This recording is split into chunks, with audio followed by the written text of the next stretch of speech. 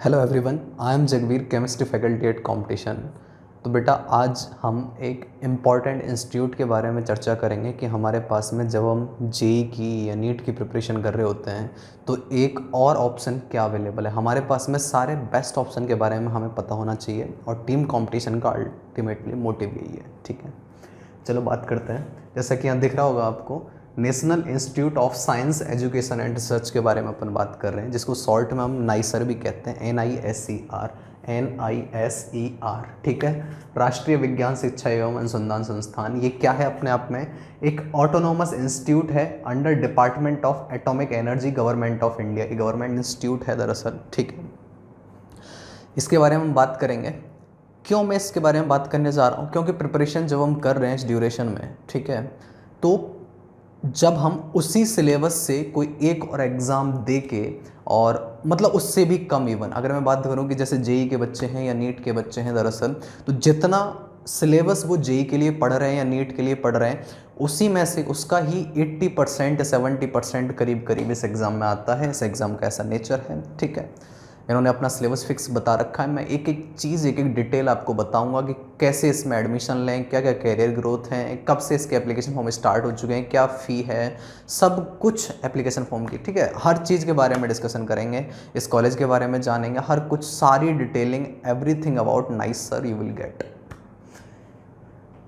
अच्छा, बात करते हैं। सबसे पहले यार ये बात क्लियर हो गई। ठीक है, अब मैं आपको बता देता हूँ कि इस इंस्टीट्यूट का मोटिव क्या है ना। ये नाइसर है दरअसल, ये कैंपस की बिल्डिंग वगैरह ये सारी चीज़ें हैं। इसके बारे में जो भी चीज़ें आपको जाननी है कि यहाँ पे क्या क्या चीज़ें हैं, वो यहाँ से देख सकते हैं। ठीक है, मैं सीधा आपको ले चलता हूँ मुद्दे पर कि अगर हमें नाइसर में जाना है, नाइसर ऑफर क्या करता है? क्या नाइसर बीटेक कराता है? नहीं, नाइसर बीटेक नहीं कराता है। ठीक है, हमारे काम की चीज़ क्या है? हमारे काम की चीज़ है, ये कराते हैं भैया इंटीग्रेटेड MSc, मतलब BSc प्लस MSc 3+2 5 ईयर का कोर्स कराते हैं। अगर आप 2022 में एडमिशन लेते हैं तो आप वहाँ से 2027 में निकलेंगे और आपके पास में MSc की डिग्री होगी। MSc किस में सर? MSc इन फिजिक्स हो सकती है, MSc इन केमिस्ट्री हो सकती है, MSc इन मैथ्स हो सकती है, MSc इन बायोलॉजी हो सकती है। ठीक है, तो ये चारों स्ट्रीम में आपको इंटीग्रेटेड MSc कराई जाएगी, BSc प्लस MSc की डिग्री दी जाएगी 2027 में जब आप इस कॉलेज से पास आउट होंगे तो। ठीक है, अब इसके फ़ायदे क्या हैं? ठीक है, उसके बारे में भी चर्चा करेंगे। उस कॉलेज में जाएं कैसे, अंदर कैसे घुसें, उसका रास्ता क्या है, उसके रास्ते की तरफ आ जाते हैं भैया। इसके एक एग्ज़ाम होता है खुद का, उस एग्ज़ाम का नाम होता है सर नेस्ट। ठीक है, नेस्ट है क्या? अपने आप में नेस्ट है sir, national entrance screening test. ये एग्ज़ाम आपको देना पड़ेगा। इस एग्ज़ाम से होगा क्या? इस एग्ज़ाम से होगा ये कि आपको 2 इंस्टीट्यूट में एडमिशन मिल जाएगा इसके बेस पर। अब 2 इंस्टीट्यूट कौन कौन से हैं? वो इंस्टीट्यूट हैं, एक तो नाइसर जिसके बारे में मैंने बताया, national institute of science education and research. ये कहाँ बेस्ड है? ये बेस्ड है सर आपका भुवनेश्वर उड़ीसा में, जहाँ पे IIT भुवनेश्वर है। ठीक है, वहाँ पे एम्स है, वहीं के उसी के आजू बाजू में ही है ये। दूसरा, एक तो नाइसर में एडमिशन मिल जाएगा, नाइसर भुवनेश्वर में, और दूसरा यूनिवर्सिटी ऑफ मुंबई के डिपार्टमेंट ऑफ एटॉमिक एनर्जी वाले में। ठीक है, इसमें आपको जो centre for excellence in basic science, जिसको सॉल्ट में university of Mumbai department of atomic energy centre for excellence in basic science Mumbai के नाम से, मतलब नाइसर और UMDAE में आपको एडमिशन लेना है। ठीक है, तो वो आपको एडमिशन दिलाने का रास्ता जाता है नेस्ट के through, national entrance screening test के थ्रू जाता है। ठीक है, हर साल आपका एग्ज़ाम ऑनलाइन कंडक्ट होता है नेस्ट का। नेस्ट 2022 भी ऑनलाइन कंडक्ट होगा, 115 सिटी में होगा। मतलब सीधी सी बात है, आप जहाँ कहीं से भी बिलोंग कर रहे हैं इंडिया में, आपके आजू बाजू इसका ऑनलाइन सेंटर मिल ही जाएगा। 115 सिटी सेंटर बहुत है अपने आप में। ठीक है, चलिए जी बात कर लेते हैं, है ना। ये नाइसर में दरअसल क्या है सीन? नाइसर में मैं जैसे आपको बता रहा था कि यार टोटल आपको, अब जिस स्टेज पे आप हैं, इसमें PhD भी होती है, वो सब चीज़ें होती हैं, लेकिन हम जिस स्टेज पर हैं, 12th के बाद में अगर किसी को एडमिशन लेना है तो उसके लिए BSc प्लस MSc का कोर्स ऑफर करते हैं। हाँ, इसमें PhD भी ऑफर कराई जाती है, उसके अलग क्राइटेरियाज हैं। ठीक है, तो एक तो इंटीग्रेटेड MSc 5 साल का कोर्स आपका होगा और एक दूसरा PhD का होगा। और टोटल इसमें सीट इंटीग्रेटेड MSc, ठीक है, कि टोटल सीट है आपके पास में 200, जो नेक्स्ट एग्जाम देके जाएगा 200 सीट उसके पास में अवेलेबल रहेंगी। ठीक है, ऐसे ही मैं अगर बात कर देता हूँ कि जो हम बात कर रहे थे यूनिवर्सिटी ऑफ मुंबई का डिपार्टमेंट ऑफ एटॉमिक एनर्जी है, उसमें 57 सीट हैं, टोटल 257 सीट के लिए आपका ये एग्ज़ाम होता है, नेक्स्ट का एग्ज़ाम होता है, ठीक है। यहाँ वही है कि 57 सीट इसमें तो 200 इसमें है, तो टोटल 257 जैसे मैंने बता दिया। नेक्स्ट आ जाती है भैया इंपॉर्टेंट डेट्स इस एग्जाम से रिलेटेड कि भैया फॉर्म की ऑनलाइन एप्लीकेशन फॉर्म ओपन हो चुके हैं, रजिस्ट्रेशन ओपन हो चुका है आपका 21 Feb 2022 से। क्या सर एग्जाम डेट तो नहीं निकल गई? नहीं निकली नहीं है अभी। ऑनलाइन एप्लीकेशन क्लोज होगा 18 मई तक, ठीक है, अभी खूब सारा टाइम है, भर लो, है ना। Download of admit card start होंगे 6 जून से। एग्जामिनेशन की डेट होगी 18 जून, आपका ऑनलाइन एग्जाम होगा, ठीक है। जो सेंटर आपको लोकेट कर दिया जाएगा वहाँ पे जाना पर, और वही मिल जाता है जो आप भरते हो ना चॉइस में, उन्होंने में मिल जाता है। और फिर रिजल्ट आ जाएगा NEST की वेबसाइट पर, ठीक है, 5 जुलाई को। जल्दी जल्दी निपटा देंगे सारा का सारा प्रोसेस यार, है ना। बात आ जाती है एलिजिबिलिटी, कौन कौन इस एग्जाम को दे सकता है सर। ये 4 एलिजिबिलिटी क्राइटेरिया मस्ट हैं टू फॉलो, ठीक है। कौन कौन से सर? हाँ जी, जो UR अनरिजर्व, जिनको जनरल वाले बच्चे जो हैं, ठीक है, वो, और OBC वाले जो बच्चे हैं, उनका जन्म होना चाहिए 1 अगस्त 2002 और उसके बाद। समझ गए आप, 2022 चल रहा है, ठीक है। ये क्राइटेरिया फुलफिल होना चाहिए। और लेकिन जो SC ST और दिव्यांगजन हैं बच्चे, उनके लिए 5 साल का एज रिलैक्सेशन है, ठीक है। बहुत सिंपल सी बात बता दूं मैं, ये एज क्राइटेरिया एक तो फॉलो होना चाहिए। दूसरा, बच्चे परेशान रहते हैं कि सर नंबर ऑफ अटेम्प्ट कितने हैं, वो चीज़ समझ लीजिए, यहीं से चीज़ें फुलफिल हो जाएंगी, वो समझ लीजिए आप। Class 12th qualifying examination must have passed. Class 12th जो क्वालिफाइंग एग्जामिनेशन कर रखा है इन्होंने, या तो आपने 2020 में पास किया हो, ठीक है, या 2021 में पास किया हो, ठीक है सर, या फिर 2022 में आप देने वाले हैं क्लास 12th। तो ये तीनों तरह के बच्चों को इन्होंने एलिजिबल माना है। लेकिन एज क्राइटेरिया भी आप ध्यान रख के चलें, ये भी आपका होना चाहिए। ये सारी मस्ट क्वालिफाई ऑल 4, चारों की चारों कंडीशन आप फुलफिल कर पा रहे हैं तो ही आप एलिजिबल हैं इस एग्जाम के लिए। इस बात को समझ लीजिए, एलिजिबिलिटी क्राइटेरिया उन्होंने दे रखा है, ठीक है, बात समझ गए आप। फिर आ रही है बात कि यार परसेंटेज भी कुछ क्राइटेरिया रखा हुआ है इन्होंने 12th में कि आप जनरल और OBC के अगर बच्चे हैं तो आपको 60% 12th में लाना कंपलसरी है ओवरऑल, और अगर आप SC ST या फिर दिव्यांगजन हैं तो आपको कम से कम चाहिए 55%, ठीक है। और लास्ट आ रहा है candidate should secure a position in the next merit list. ये 4 चीज़ें हैं। नेक्स्ट मेरिट लिस्ट कैसे बनेगी उसके बारे में डिटेल में चर्चा तो हम करेंगे अभी, है ना। ये चीज़ समझ लो कौन कौन बच्चे इस एग्ज़ाम को दे सकते हैं, वो बात आ गई, ठीक है। नेक्स्ट आ जाता है सर कैसे अप्लाई करें इस एग्ज़ाम के लिए, ये सारी चीज़ें हैं सर। अच्छा, इस पे जाना कैसे? nestexam.in आप क्लिक करोगे तो आप यहाँ पे पहुँच जाओगे। उसी में about NEST, about NISER, about university of Mumbai, department of atomic energy, important dates, eligibility, how to apply, syllabus, सब कुछ इसमें आ जाएगा, ठीक है। बात क्लियर हो गई? हाँ जी। अब बात कर लेते हैं यार इसका इन्फॉर्मेशन ब्रोशर जो है और उसी में सिलेबस है। बात आती है हाउ टू अप्लाई, अप्लाई कैसे करना है। Online application already registered, click here to log in, यहाँ पर आप क्लिक कर दीजिए, ठीक है। जिस भी बच्चे को सब कुछ अप्लाई करना है, सब कुछ करना है, ठीक है, वो करते चलिए, है ना। ये देख लीजिए आपके पास में इस तरह से आपको फिल करनी है सारी की सारी डिटेल, जैसे जैसे बोलता जाएगा वैसे वैसे फिल करते जाइए। फिर रजिस्टर कर देंगे आप और फिर जो भी डिटेल बोलता जाए आप क्लिक करते जाइए, ठीक है। हम आ जाते हैं सीधा ब्रोशर पर, जो ब्रोशर इन्होंने दिया हुआ है ना, उस ब्रोशर को देख लेते हैं। नेक्स्ट एग्ज़ाम के बारे में इसमें सब कुछ है भैया, ठीक है। किसके लिए, बहुत ध्यान से देख लो, नेक्स्ट एग्जाम किसके लिए 2022 में अगर जाओगे तो 5 साल का इंटीग्रेटेड MSc प्रोग्राम 2022 से 2027 तक, ठीक है।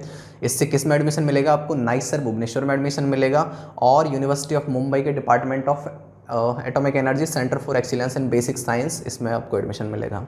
इसमें सब कुछ दिया हुआ है। क्या नेक्स्ट क्या है, इंटीग्रेटेड MSc प्रोग्राम क्या क्या है, एलिजिबिलिटी और एडमिशन प्रोग्राम, मैंने ये चारों पॉइंट कवर कर दिए हैं, ठीक है। नेक्स्ट क्या ये भी बता दिया, MSc प्रोग्राम के लिए है, एलिजिबिलिटी बता दी, एडमिशन क्या है, रिजर्वेशन ऑफ सीट से कोई लेना देना होना नहीं चाहिए तुम्हें, ठीक है। पढ़ो, एग्जाम दो, वैसे इसमें दे रखा है, सब कुछ दे रखा है। अब बात आ रही है एग्जामिनेशन सेंटर।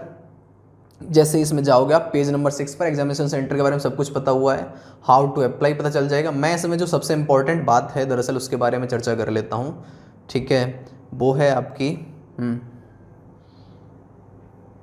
नेक्स्ट 2022 की मेरिट लिस्ट प्रिपरेशन के बारे में इन पे पहुंच जाते हैं। ठीक है, कैसे आपका एग्जाम होगा, एग्जाम में क्या क्या चीज़ें रहेंगी, कौन कौन से सेक्शन पूछे जाएंगे, उनका सिलेबस क्या रहेगा, किन बेस पर आपकी मेरिट लिस्ट तैयार होगी। ठीक है, वो बहुत इंपॉर्टेंट बात है, ये हम डिस्कस कर चुके हैं। ठीक है, सीट का रिजर्वेशन क्या रहेगा, ये सब क्या रहेगा, ये तो जो हर जगह पर रिजर्वेशन पॉलिसी है वही फॉलो होगी, उसमें कोई डाउट नहीं है। बात क्लियर होगी। अब आ जाओ नेक्स्ट 2022 का एग्जामिनेशन सर। हाँ जी, the next 2022 examination will be conducted at multiple centres all over India on 18 June 2022 को आपका एग्जाम होगा, सैटरडे को। और 2 सेशन में आपका एग्जाम होगा। पहला सेशन आपका 9 से 12:30, 3.5 घंटे का है एग्जाम। ठीक है, लेकिन आपको एग्जाम सेंटर पर लगभग 90 मिनट पहले जाना होता है, जल्दी जाना होता है, बहुत सारी ऑनलाइन की फॉर्मेलिटीज़ पूरी करनी होती है, स्कैनिंग होती है बहुत चीज़ों की। ठीक है, तो उस वजह से आपको जल्दी बुला लेते हैं। और सेम ऐसे ही आपका दूसरा सेशन है 2:30 से और 6 PM तक। बात समझ में आ गई है ना। और the candidate will be assign to one of the 2 sessions, accordingly जो कन्वीनियंट है वो असाइन किया जाता है आपको किसी भी सेशन में।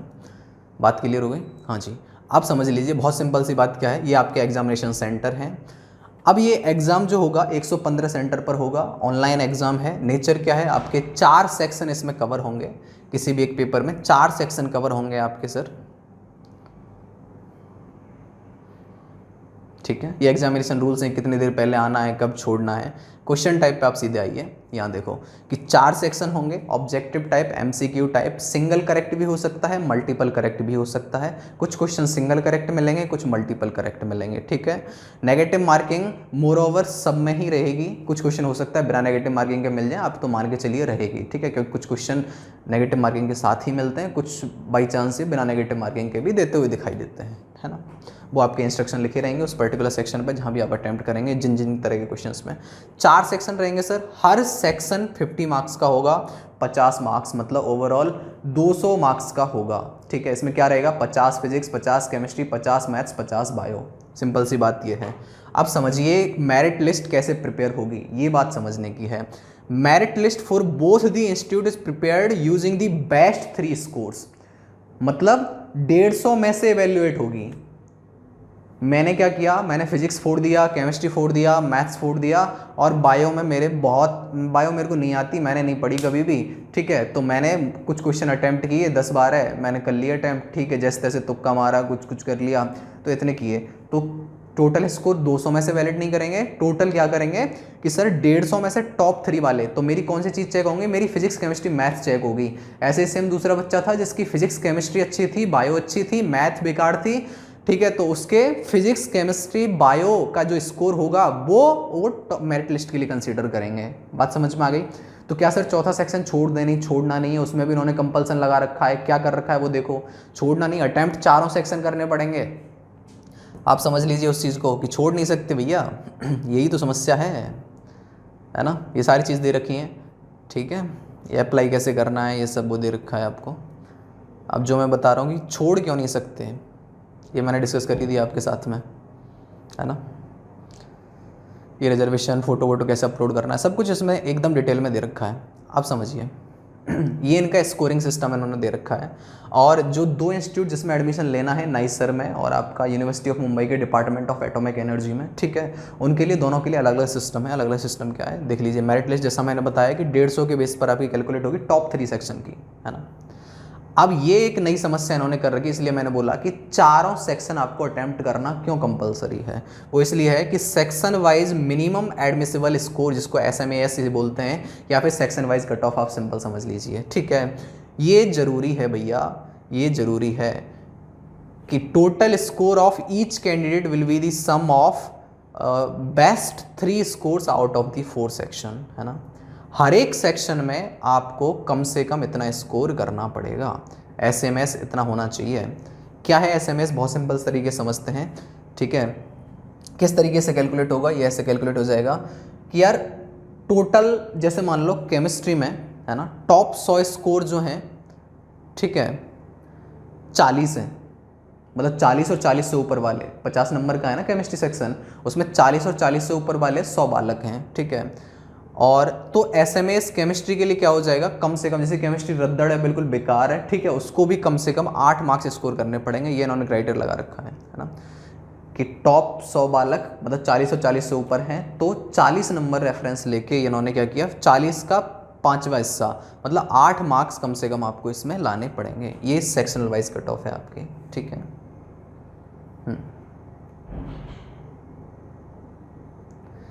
और दूसरी बात क्या है सर, ये हर सेक्शन का अलग अलग है, ठीक है, वही बात मैंने जैसे बोली है ना। अब ये जनरल वालों के लिए था। ओबीसी वालों के लिए ये देख लीजिए, जनरल वालों का जो था उसका 90%, उन्हें 7.2 मार्क्स लाने पड़ेंगे, ठीक है, पर सेक्शन, ये बात है ना। सेम SC ST के लिए 50% है ये चीज़, उन्हें मतलब 4 नंबर लाने पड़ेंगे इसमें। बात क्लियर हो गई। अब आ जाते हैं सर ओवरऑल कट ऑफ और मिनिमम एडमिसिबल परसेंटाइल। ये परसेंटाइल बेस पर है, ये भी क्राइटेरिया आपको पूरा करना पड़ेगा, ठीक है। जैसे जो बच्चे जेई देते हैं उन्हें परसेंटाइल का आइडिया है ही, है ना। तो ये क्या कह रहे हैं कि यार कम से कम आपको 95 परसेंटाइल लानी पड़ेगी, ठीक है। मिनिमम एडमिसिबल परसेंटाइल कम से कम 90 परसेंटाइल जनरल कैंडिडेट वाले बच्चों को, कम से कम 90 परसेंटाइल इनको। फिर इनकी एक मेरिट बनेगी, उसमें जो टॉप वाले बच्चे होंगे वो 257 सीट के लिए एलिजिबल होंगे। बात समझ में आ गई। इससे ऊपर वाले कम से कम इस पेपर में इतने से ऊपर नंबर अगर आप लाते हैं तो ही आप उसमें एलिजिबल होंगे, और उसमें भी सिर्फ स्टार्टिंग के जो बच्चे होंगे वो लिए जाएंगे। ये तो कम से कम क्राइटेरिया है, इतना तो आपको फुलफिल करना पड़ेगा, ठीक है। कम से कम 95 परसेंटाइल आपकी होनी चाहिए इसमें, 90%। आप देख लो ना 257 सीट हैं तो यार ऑब्वियसली होनी चाहिए, है ना। पेपर का लेवल टफ नहीं आता, बहुत ईजी पेपर है, इतना नहीं है। सिलेबस भी कम है, मैं कह रहा हूँ 70% सिलेबस है जेई नीट वालों का, ठीक है। जो जेई वाले बच्चे हैं उन्हें पता होगा, और नीट वाले जो बच्चे हैं उन्हें पता होगा कि उनका जो सिलेबस है उसको 70%, मैं सिलेबस दिखा भी दूंगा आपको। फिर मेरिट लिस्ट बनेगी, अलग अलग मेरिट लिस्ट बनेगी, नाइसर के लिए अलग बनेगी, CSB के लिए, CBS के लिए अलग बनेगी, ठीक है। ये मुंबई वाला जो है ना, इन दोनों के लिए बनेगी, ठीक है। किस तरीके से बनेगी सारी चीज़ें उसके लिए दे रखी हैं। ये सब कुछ बेस्ट और एक बहुत सिस्टमेटिक वे में मैंने आपको बताया कि किस तरीके से चीज़ें, इसको समझने में भी अपने आप में कॉम्प्लिकेशन है। ये सिलेबस है भैया, इंडिविजुअली बायो के लिए ये सिलेबस है, हर कुछ देख लीजिए जैसे, है ना। केमिस्ट्री में बता दूँ, फिजिकल केमिस्ट्री में इन्होंने स्टार्ट किया मेजरमेंट से, SI unit, significant figure, mole concept, gaseous पे चले गए, लिक्विड स्टेट पे चले गए, ठीक है। उसके बाद में ये आगे पहुंच चुके हैं, ये ओवरलैपिंग, केमिकल बॉन्डिंग, ये सब कवर कर दिया इन्होंने। थर्मोडायनेमिक्स ले लिया इन्होंने, केमिकल इक्विलिब्रियम ले लिया इन्होंने, ठीक है। इलेक्ट्रोकेमिस्ट्री ले लिया। सिलेबस देख रहे हो कितना छोड़ दिया इन्होंने, बहुत सारे चैप्टर छोड़े हुए हैं, ठीक है। इसमें आयनिक भी ले लिया इन्होंने केमिकल में ही, है ना। इलेक्ट्रोकेमिस्ट्री ले लिया इन्होंने। फिर उसके बाद में केमिकल काइनेटिक्स पे आ गए, सॉलिड स्टेट ले लिया इन्होंने, लिक्विड सॉल्यूशन ले लिया इन्होंने, सरफेस ले लिया इन्होंने, है ना। ये सब चीज़ें हैं। और फिर उसके बाद में इनऑर्गेनिक वाले सेक्शन पे आ गए, यहाँ पे ये चीज़ ले ली इन्होंने, पीरियोडिक टेबल ब्लॉक ले लिए, S ब्लॉक हो गया, P ब्लॉक हो गया, D ब्लॉक हो गया, फिर मेटलर्जी ले ली, कोऑर्डिनेशन कंपाउंड ले लिया, ठीक है। एग्जैक्टनेस बता रखी है, ये सिलेबस में ये चीज़ें पूछेंगे, हर बात बता रखी है इन्होंने, ठीक है।